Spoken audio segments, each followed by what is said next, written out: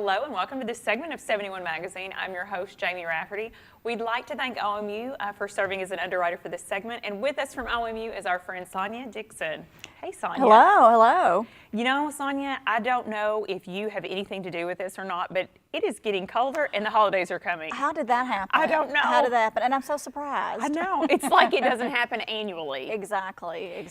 And speaking of that, there are some tips and things that we like to discuss when this time of year comes around. And one of them is winterizing your home. You know, unfortunately, we probably should have been thinking about this while it was warmer, but we think about it when cold comes. And I'm the same way. And, you know, we have to prepare for winter just like we prepared for summer. So hopefully you're scheduling an appointment for your heating unit to get a little checkup, just like you would your car as if you would prepare it for winter. So taking just a few minutes and making that phone call and having a licensed professional come out. You know, leaves are blowing. We have a lot going on in your yard, making sure that unit is also clear. You know, one thing we think about, we think a lot about making sure our home is buttoned up, and I hope you're doing that, making sure your windows are sealing and that your vents are clean and those sorts of things. But we forget about water. You know, we don't think about water. And before we know it, the temperatures have dipped, and we have the risk of having frozen pipes. And the number one thing I say to do right now is when temperatures start approaching 30, make sure you have unhooked that outdoor hose. If you're only going to do one thing, make sure you've unhooked that outdoor hose.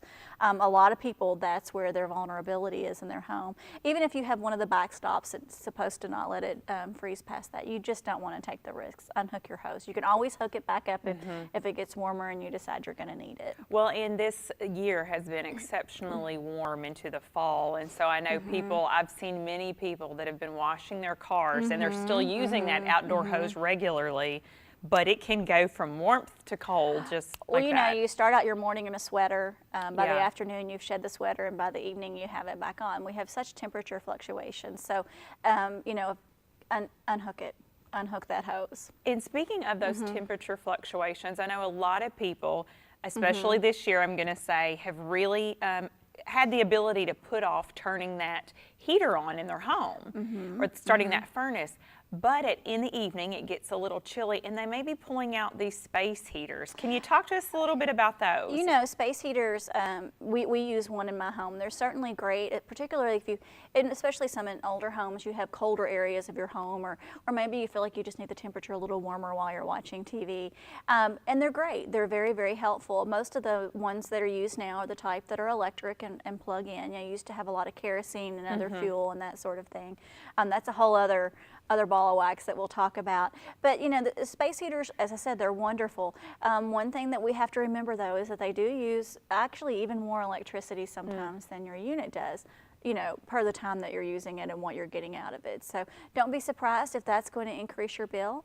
But also when you're pulling those out this year, let's make sure they're safe. Are the cords frayed? Have they, is it making a noise? Is it only heating in part of it? Is it several years old? You know, you hear about house fires every year. Yes. That are caused lots of times by space heaters. And you know, just a few minutes to check it and make sure that it's fully functional and that you feel safe. And then, you know, I can't stress enough, don't leave the room with it on. Certainly don't leave the house or go to bed with it plugged in. Make sure you do that. Just a simple step. I do that every single time. I check it before I go to bed and check it before I leave the house. You know, another thing to think about is also in the winter we have lots more stuff in our home. Yes. We have more blankets out and more pillows, and we're starting to decorate for the holidays and those sorts of things.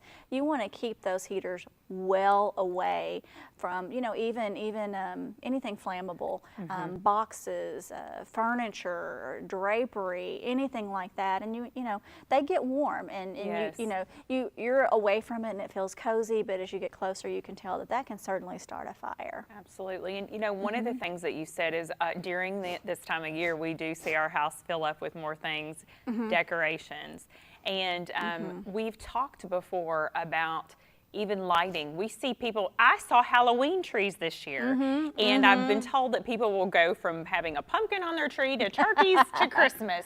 So people are putting these trees up even sooner, but now's the perfect time. Tell us about that tree lighting, and when you are plugging in, what we should do and what type of lights. Well, I love Christmas lights, so and the sooner the better for me. I love to see them out. I love the fact that people spend a lot of times decorating the outsides and the insides of their home. I think it's it's one of the magical parts of the season. So keep doing it. Let's just do it safely.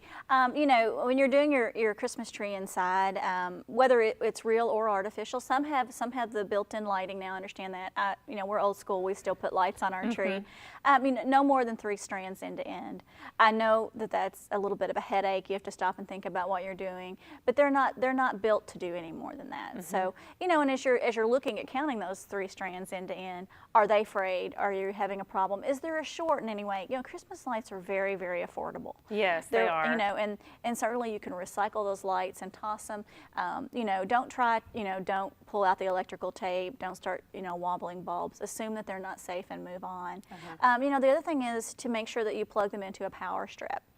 And what's nice about that is in the evening when you're going to bed or you're leaving your home, you know that you're turning that source off completely. So do make sure that you do that. I know it's a hassle.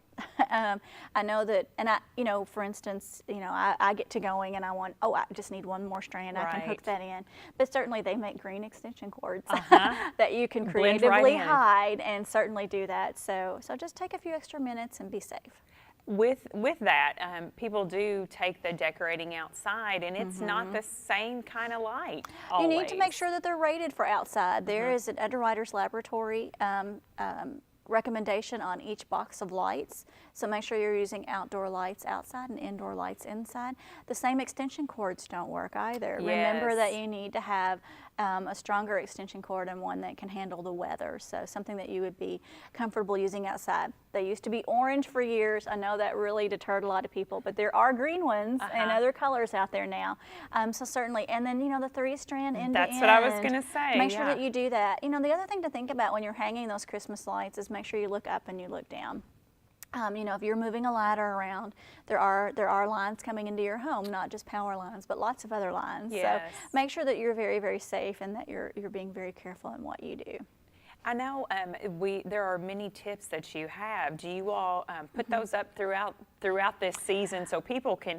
Because I will say that the first time I heard the 3-strand, people love a lot of lights on trees, on homes. Of course, we were raised with the Griswolds and the Christmas the more vacation, lights, the better. Right. But these tips, though, that you're sharing, can those be found, or do you share those throughout the season? You know, we have them all over our website. We do some really fun promotions and things like that on Facebook and Twitter. So we want to make sure that you follow us on that. And we're even going to provide them through our texting service, which you can sign up for at OMU.org. There's lots of information out there. We really try to make sure, especially now, you know, you would think that we'd be talking about it next month, but we need to be talking about it now because now is when we're all taking advantage of the warm weather and a little bit of free time that we have before the holidays get really busy. So I would invite you to certainly follow us on Facebook and Twitter and to visit our website regularly at OMU.org. Well, I know today we'll be coming back in our upcoming segments to talk more about winter and those wonderful things. But today we get to talk about making sure that home is buttoned up and then making sure when you're decorating that you're doing it as safely and as efficiently as possible. You know, now's the time to do that. Now that we have those, you know, sometimes we have warm Saturdays and Sundays, it's an opportunity to button up your home and make sure that you are, you know, your heating unit is as clear and operational as it can be, you know, and changing that air filter once a month. Yes. So, you know, perhaps that would make a nice Christmas gift. Yeah, be, buying someone 12 of them. You know, the 12 days of Christmas in essence, and make sure that they have enough to get them through the season. A filter per day. I love it. I love it. Well, Sonia, we thank OMU for serving as our underwriter and you coming out today and sharing these tips with us. Thank you. And we thank you for watching this segment. Please stay tuned. We're going to have more great programming coming up.